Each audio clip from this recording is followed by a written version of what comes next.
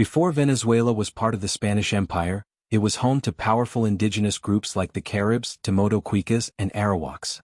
But in the early 1500s, Spain arrived and changed the course of Venezuela's history forever. How did Venezuela become a Spanish colony? Let's dive into the story. 1. The first Spanish arrivals, 1498 to 1522. The first European to reach Venezuela was Christopher Columbus in 1498 during his third voyage. He explored the coast but didn't establish a settlement.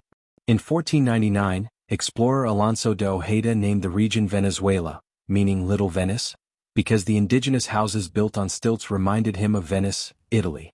Spain's first permanent settlement in Venezuela was founded in 1522 in Cumana, the first Spanish city in South America. 2. The struggle for control, 1522-1600s. The Spanish faced strong resistance from indigenous groups, especially the Caribs, who fought to defend their land. But the Spanish, armed with guns, horses, and steel, gradually took control, often using violence and forced labor. Key factors in Spanish colonization.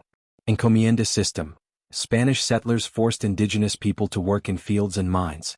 African slavery. As the indigenous population declined due to disease and harsh conditions, Spain brought enslaved Africans to work on Venezuela's sugar and cacao plantations.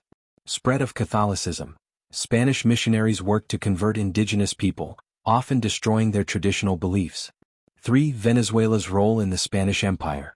By the 1600s, Venezuela was firmly under Spanish rule and became part of the Viceroyalty of New Granada, which included modern Colombia, Ecuador, and Panama.